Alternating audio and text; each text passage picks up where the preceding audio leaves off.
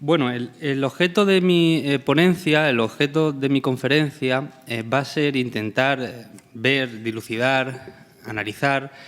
los orígenes del pensamiento conservador antiliberal en Europa.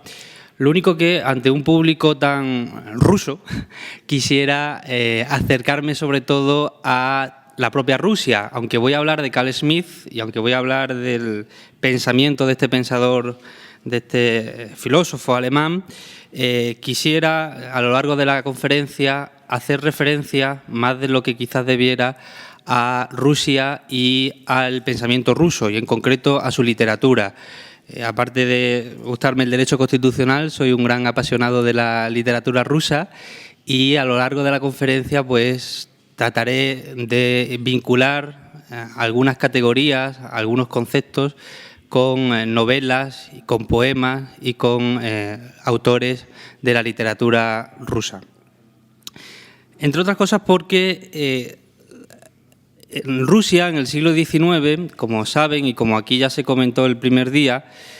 todavía no había recibido plenamente todos los valores y todas las categorías de la Ilustración del siglo XVIII europeo. Esa tardía recepción, esa recepción tardía de la Ilustración en Rusia hace que, al mismo tiempo que surge una literatura muy potente en el siglo XIX, mientras que en Europa se esté hablando y se siga hablando de únicamente el interés estético de la literatura, de intentar presentar novelas y de intentar presentar poemas estéticamente bonitos y estéticamente sugestivos, en Rusia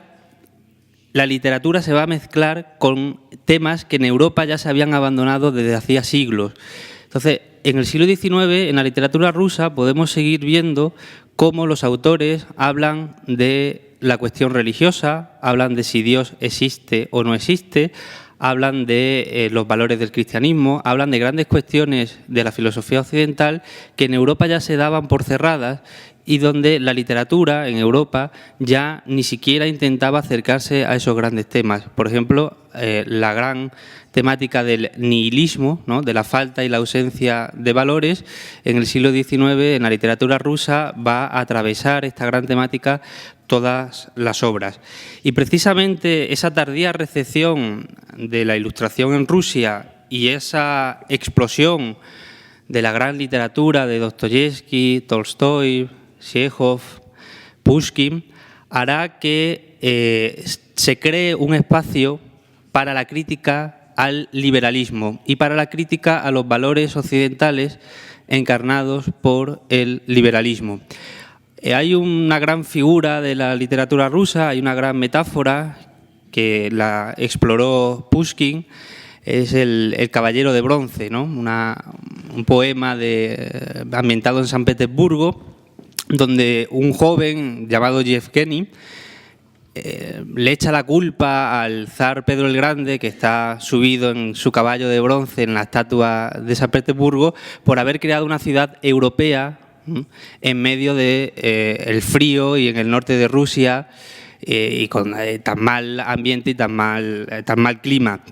Y en ese momento la estatua de Pedro el Grande se baja del caballo y comienza a perseguir a Yevgeny por las calles de San Petersburgo. Bien, veremos que eso tiene mucha relación con la crítica al liberalismo desde Rusia.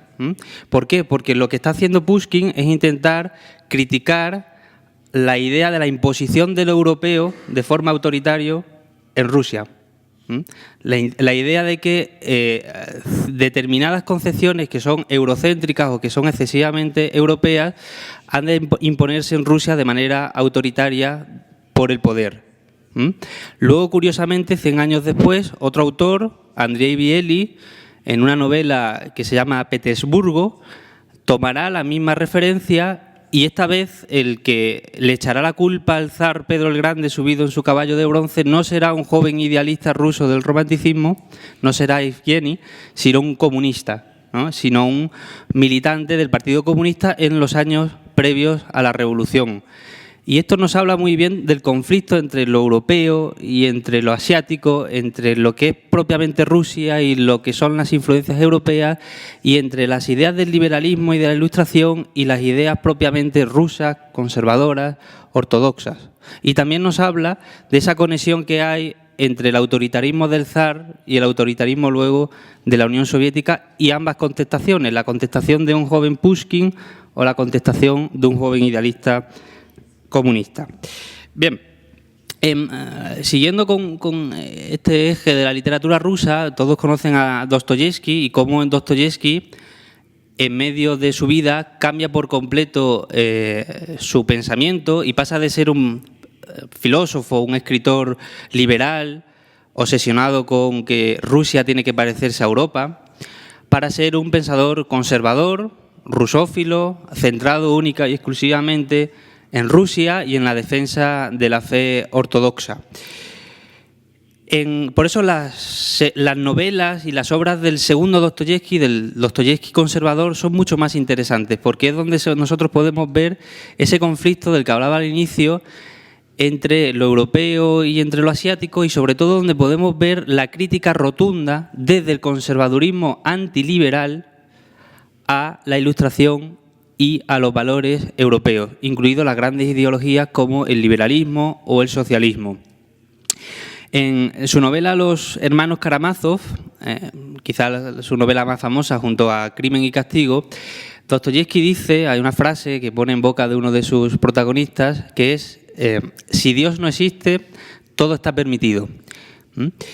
Y en otra novela, en Los demonios, caricaturiza a los jóvenes rusos que habían leído a los autores europeos y que querían que Rusia se acercara a Europa, y los considera nihilistas. ¿Por qué? Porque en el pensamiento de Dostoyevsky, que va a ser el pensamiento del conservadurismo ruso desde la segunda mitad del siglo XIX y de la crítica antiliberal de este conservadurismo ruso, el pensamiento liberal, las ideas liberales siempre tienden al nihilismo, siempre van a tender a la ausencia de valores, porque el liberalismo, porque la fe en el progreso técnico, la fe o la esperanza en que la sociedad puede cambiarse desde el poder y desde la técnica, desde la tecnología, hace que se disuelvan los vínculos sociales, que se disuelva la familia, que se disuelva la comunidad religiosa, y digamos que dota a las personas de un exceso de autoconfianza, y eso hace que abandonen la moral, que abandonen la ética y, por tanto, que se sumerjan en un nihilismo que Dostoyevsky critica desde sus propias obras. Precisamente este nihilismo que critica es una de las características del conservadurismo antiliberal, porque todas las críticas del conservadurismo antiliberal europeo hacia el liberalismo, hacia los valores occidentales o los valores europeos derivados de la Ilustración, se van a centrar sobre todo en que precisamente llevan hacia ese nihilismo, llevan hacia esa ausencia total de valores. Y eso también produce un rechazo a la entrada de nuevas ideas en el país del cual el conservador se hace gala. Es decir, Dostoyevsky rechazará la intromisión, la entrada de nuevas ideas, de nuevas categorías, sobre todo del socialismo y del liberalismo en Rusia, como Carl Schmitt luego lo hará desde el punto de vista alemán. Es decir, se acompaña ese miedo al nihilismo, ese miedo a la ausencia de valores, se acompaña con un fuerte nacionalismo. Y aquí tenemos la segunda gran característica del conservadurismo antiliberal, que es el nacionalismo, la idea de que mi nación, de que mi comunidad política es superior, pero no solamente que es superior al resto, sino que también debe estar cerrada a la influencia, a la contaminación de otras ideas, ¿no? Y la tercera característica, que también se puede ver leyendo las obras de Dostoyevsky, que luego vamos a ver en el pensamiento de Carl Schmitt, es la esperanza en que la solución al nihilismo y la solución a la crítica que ellos hacen al liberalismo viene del Estado y viene de la comunidad política entendida de forma autoritaria. Tanto en Carl Schmitt como en todos los conservadores antiliberales o reaccionarios europeos del XIX, incluidos los rusos, el propio Dostoyevsky, va a haber una confianza quizás ciega en que el poder autoritario del Estado, el poder autoritario de una persona, ya sea el zar o ya sea el presidente del Partido Comunista o ya sea el presidente de Rusia, sea el que encarne, el que tenga todo el poder político para poder solucionar esa deriva que en Rusia se identifica desde el conservadurismo con una deriva europeísta o una deriva liberal y luego se identifica con el nihilismo, o que en Europa, como vamos a ver con algunos presidentes como Orbán o como Salvini, pues se identifica con el Islam, ¿sí?, con los extranjeros, con los refugiados, siempre con el otro, porque parten de ese nacionalismo en el que la comunidad política propia es la que se cree superior y la que debe, además, cerrarse ante influencias extranjeras. Bien, dentro de estas características del conservadurismo antiliberal, la solución que van a encontrar los conservadores o que van a encontrar los teóricos antiliberales, hay un libro que os recomiendo mucho que se llama Anatomía del antiliberalismo, de Stephen Holmes, donde analiza todos los grandes autores antiliberales, incluso reaccionarios, desde los franceses a los británicos, incluido algún ruso al final de la obra, donde hace una pequeña referencia también a Dostoyevsky. Bueno, la solución que van a encontrar los teóricos antiliberales, los teóricos reaccionarios, conservadores, a esa deriva que ellos creen que conduce al nihilismo, va a ser una solución autoritaria, va a ser una solución no democrática, donde, siguiendo la división de Karl Popper entre sociedad abierta y sociedad cerrada, ellos van a apostar por una sociedad cerrada, es decir, por una sociedad donde no se permite el pluralismo, donde no se permite la discrepancia, donde no se permite la opinión contraria, y donde, aupado, subido, reforzado por el nacionalismo, el poder político se hace fuerte y se cierra sobre sí mismo, cierra la comunidad política. Al mismo tiempo, se cree que esa concepción cerrada del poder político, esa concepción autoritaria del poder político que comparte tanto el pensamiento conservador ruso como el pensamiento conservador europeo, es la única que puede garantizar la tradición, es la única que puede garantizar las concepciones más religiosas, más tradicionales de la vida. En el caso del conservadurismo europeo, esto lo veo muy bien con la primera respuesta que se realiza a la Revolución Francesa, un gran autor francés que se llama Chateaubriand. Chateaubriand dedicará toda su vida a intentar proteger a la religión católica y a una concepción muy tradicionalista de la religión católica de los valores de la Ilustración, de los valores del laicismo, de pluralidad, de tolerancia, de cambio progresivo, reformista desde el Estado. ¿Y cómo lo hará? Bueno, pues apoyando soluciones autoritarias. Lo mismo que hará Joseph de Maistre, que es otro gran teórico antiliberal del XIX, o teóricos españoles como Donoso Cortés, como Balmes. Siempre se refugiarán en el carácter autoritario del poder político porque creen que así se puede garantizar la pervivencia de las concepciones tradicionales de la vida y, por tanto, se puede garantizar que finalmente el nihilismo que ellos creían asociado al liberalismo y a los valores de la Ilustración no triunfe. Dostoyevsky creerá que la única forma, por tanto, de garantizar que esa sociedad europea, liberal, plural, abierta y tolerante no llegue a Rusia será refugiarse, será apoyar la idea de zar y ortodoxia, ¿sí?, del zar y de la religión ortodoxa. La Unión Soviética, aunque en sí misma es una recepción de ideas eminentemente del interior de Europa, como es el socialismo, como es el comunismo, el marxismo, será también muy conservadora en muchos aspectos y presentará un nacionalismo muy fuerte y presentará también un carácter autoritario en su concepción del poder. Y donde está el zar, pues ahora estará el poder del partido, donde está la religión ortodoxa, ahora estará la ideología socialista, ¿no? Y bien, en la actualidad pues podríamos catalogar o podríamos seguir esa tendencia en el gobierno actual de Rusia, donde sigue habiendo una concepción autoritaria y donde el antiguo zar, bueno, se reconvierte en un gobierno personalista, muy encarnado en una figura personal de alguien particular, y donde la antigua ideología ortodoxa o donde la antigua ideología socialista ha sido restituida o ha sido reconvertida en un nacionalismo que intenta, digamos,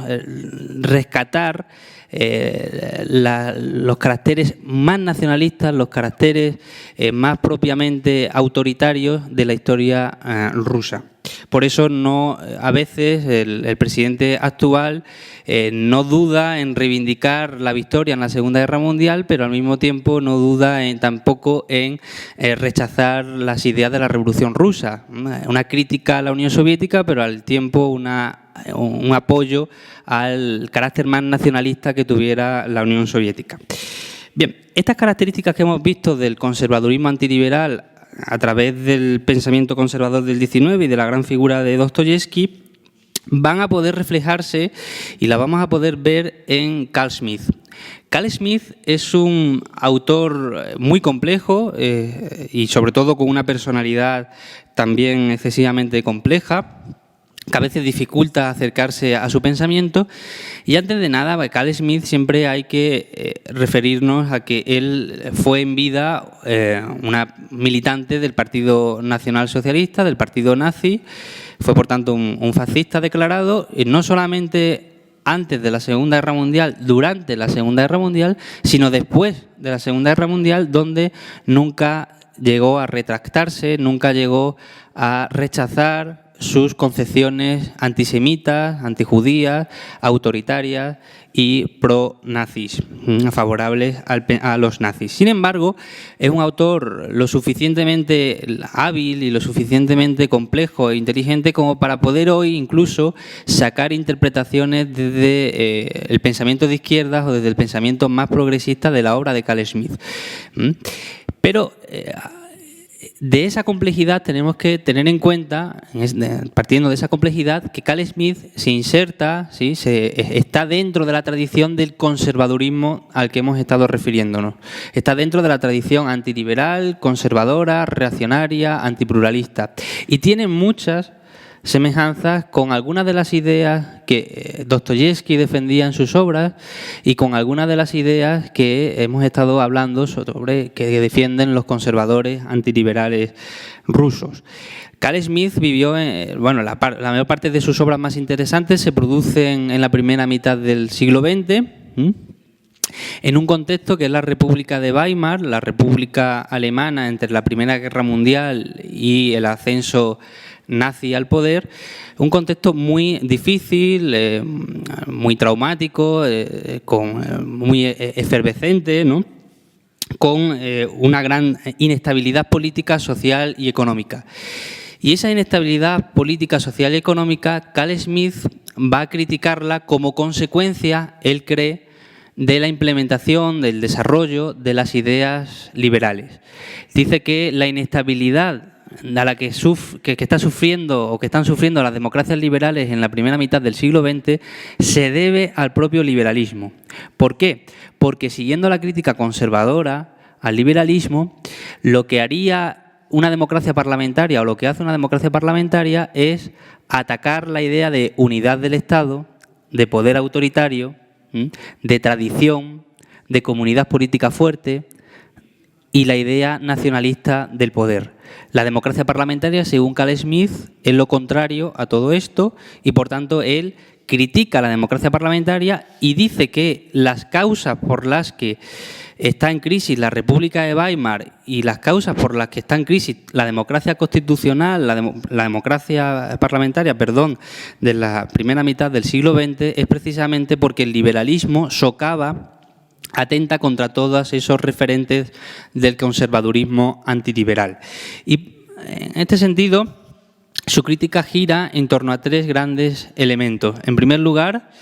critica la idea liberal de pluralismo político. ¿Por qué? Porque para Carl Schmitt y también para, ya digo, los conservadores antiliberales del siglo XIX, incluido el propio Dostoyevsky, la existencia de diversos partidos políticos que sean los que decidan sobre las decisiones del Estado, ¿sí? Que sean los que decidan sobre el devenir político del Estado, no es bueno en la medida en que los partidos políticos no son tales, sino que son lo que en castellano, y aquí el traductor me va a perdonar, se denomina facción. Es decir, no son partidos políticos, sino que representan únicamente a una parte. Representan solamente los intereses particulares, dice Carl Schmitt. Como la democracia parlamentaria se basa en la existencia de diversos partidos políticos que tienen ideas contrapuestas, que tienen ideas contrarias, que debaten, que discuten, nunca, dice Carl Schmitt, se va a poder defender el interés general, porque el interés general es uno, no es vario, no es variado. Y como el interés general es uno y está encarnado por el Estado,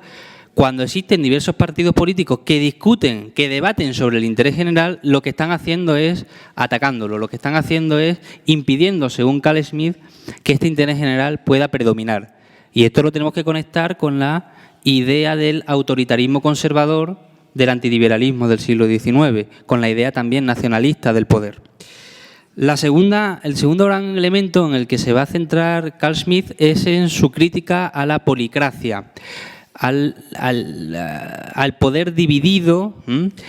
sobre todo en el ámbito de lo económico. Carl Schmitt dice que el poder político debe también dirigir en gran medida el poder económico, porque si no, los actores económicos privados, los actores económicos particulares, compran al Estado, compran a los partidos políticos y acaban con la idea de que el Estado tiene que ser la representación del pueblo. Y el tercer gran elemento que pone de manifiesto Carl Schmitt es su crítica a la idea de federalismo o a la idea de la división territorial del poder, porque siguiendo su misma concepción, si el poder político no solamente lo dividimos entre partidos, si el poder político no solamente lo dividimos también con el poder económico, sino que él mismo se divide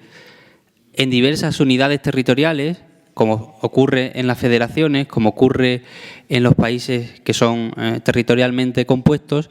se estaría también atentando contra la idea de unidad, contra la idea de interés general único y, por tanto, se estaría menoscabando el poder del Estado y el poder autoritario del Estado. Pero siempre ¿con qué finalidad defiende Carl Schmitt o critica Carl Schmitt estos tres elementos? La finalidad de preservar la tradición,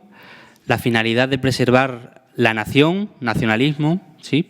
Y la finalidad de preservar el propio poder político y su concepción autoritaria del poder político y no democrática y no pluralista. En esto lo podemos conectar perfectamente con esa crítica de Dostoyevsky, con esa crítica dostoyevskiana, ¿no?, al liberalismo y a la recepción rusa de los valores europeos o de los valores ilustrados. Pues bien, estas categorías de Carl Schmitt y del conservadurismo antiliberal del XIX influyen hoy en políticos destacados de Europa y de Rusia. Orbán en Hungría, Kaczynski en Polonia, Putin en la propia Rusia o Salvini en Italia beben, se nutren, tienen muchas de estas concepciones, manejan muchas de estas categorías. Algunos de ellos incluso se ha mostrado fiel seguidor de autores abiertamente antiliberales y de autores abiertamente contrarios a una idea democrática del poder. Antes de ayer se le hizo una entrevista a Orbán, el presidente de Hungría, donde decía que sí, en efecto, nuestra democracia no es una democracia liberal, sino que es una democracia iliberal o antiliberal, lo cual es una contradicción en términos, porque toda democracia actualmente necesita de la garantía de un Estado de Derecho y de la garantía de los derechos fundamentales, que son una de las características del liberalismo político, no tanto del económico, pero sí del liberalismo político. Pero estos gobernantes no dudan en considerarse a sí mismos como herederos de esta tradición conservadora, antiliberal, antipluralista y antidemocrática. El problema, sobre todo que tienen a la hora de defender su argumentario, a la hora de defender su ideología, es que es completamente contradictoria. Muchas veces, para poder desarmar determinadas ideas, para poder atacar o criticar determinadas ideologías, es mucho más rentable, es mucho más fácil para nosotros atacarlas desde el interior de sus propias ideas que hacerlo desde el exterior. Por eso a mí me gusta siempre partir de las contradicciones, ¿sí? Seguir las contradicciones internas que tienen las ideologías para poder criticarlas. Porque si a una persona liberal le vas a ella con un argumentario socialista, se cierra y no te va a escuchar. Y si a una persona que es socialista le vas con ideas liberales, le va a ocurrir lo mismo. Ahora bien, si a una persona que es liberal vas a hablarle de las contradicciones del liberalismo, con sus propias categorías, con sus propias concepciones, es mucho más fácil poder hacer la crítica y es mucho más fácil poder defender tus propias ideas. ¿Y cuáles son las contradicciones principales del movimiento antiliberal actual en Europa, en Rusia y en el resto del mundo? Bolsonaro en Brasil, Trump en Estados Unidos. ¿Cuáles son las contradicciones principales? Bueno, creo que fundamentalmente 3. Dicen, como decía, ¿no?, el propio Carl Schmitt, que ante todo hay que defender el Estado, hay que defender el poder político frente a el otro, frente al pluralismo, frente a los intereses particulares que intentan acabar con el interés general. Eso es lo que dicen, pero lo que hacen es lo contrario. ¿Por qué? Porque en vez de defender el interés general, generalmente se apoyan en oligarcas, en empresarios, en el poder privado para poder ellos mismos sostenerse en el poder político. Es decir, ellos son los que no defienden en muchas ocasiones el interés general, ellos son los que caen en las contradicciones schmittianas de apoyarse en grandes empresarios o de apoyarse en el capital privado y en la corrupción para poder mantener su sistema autoritario de gobierno. Una confusión entre lo público y lo privado la vemos constante, no es constante en estos regímenes, en Polonia, en Hungría, en Rusia, en Italia, ahora posiblemente, cómo se confunde continuamente lo público y lo privado. Por tanto, no defienden el interés público frente al interés particular ni al interés privado. La segunda gran contradicción del movimiento antiliberal actual es la referida al nacionalismo. Ellos se dicen que son nacionalistas, Italia lo primero, America First, pero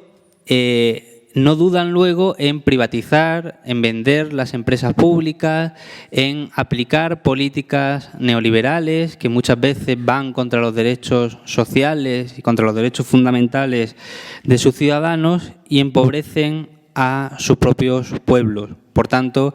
el nacionalismo a veces no lo cumplen ni siquiera ellos mismos. Esa idea nacionalista que encima, en el caso europeo, se está viendo superada porque están intentando ponerse de acuerdo todos los nacionalistas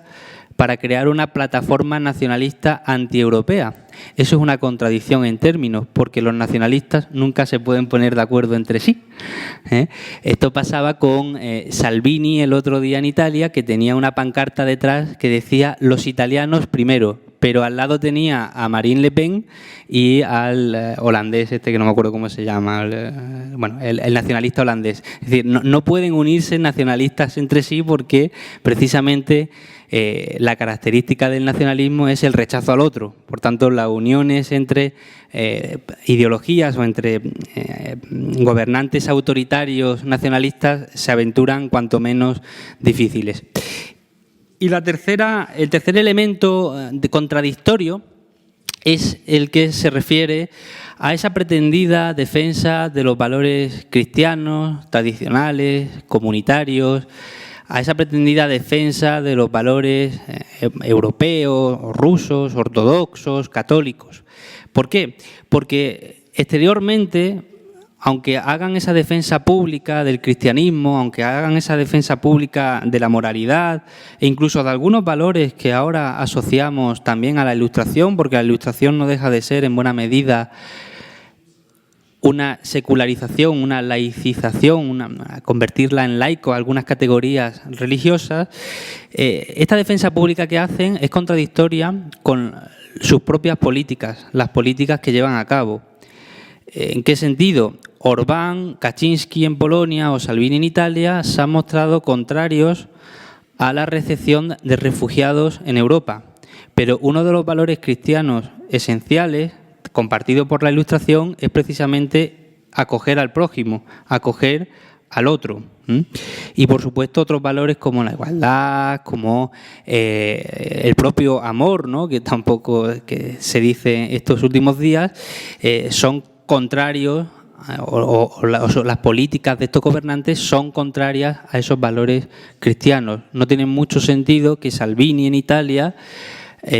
impida a un barco lleno de inmigrantes poder entrar en Italia, en las costas italianas, para poder comer, porque los inmigrantes estaban teniendo problemas incluso para comer, no tenían comida en el barco, y esa decisión la tome con un rosario en la mano. Y esa decisión la tome hablando del Evangelio, cuando el Evangelio dice todo lo contrario. Cuando el Evangelio y la palabra de la religión cristiana es completamente contraria al rechazo al otro y completamente contraria al rechazo al inmigrante y al refugiado. No por nada el propio Jesús fue un refugiado que tuvo que irse a Egipto huyendo de la persecución del poder político. Por tanto, esas contradicciones en estos tres grandes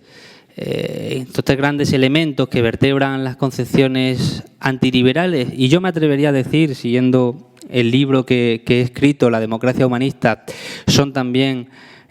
tres elementos que van contra una concepción humanista de la sociedad y del poder y de la democracia. Estas tres características, ya digo, estos tres elementos contradictorios, deberíamos, entre todos, y sobre todo en la opinión pública, hacerlos notar de manera más constante, denunciarlos para poder así atacar y para poder así criticar desde el interior estas concepciones antiliberales y antidemocráticas que hunden sus raíces en el rechazo a la Europa de la Ilustración, que hunden sus raíces en el rechazo a los valores humanísticos europeos, que hemos podido ver que están ya presentes en las obras de grandes autores rusos de la literatura y que luego teorizan políticamente algunos filósofos como Carl Schmitt o como Joseph de Maistre en Francia o Chateaubriand. Me gustaría acabar con otra metáfora de la literatura rusa. Quizás me parece el fragmento más bello que se ha escrito, que es el del gran inquisidor en la novela Los hermanos Karamazov de Dostoyevsky, donde Cristo, Jesús,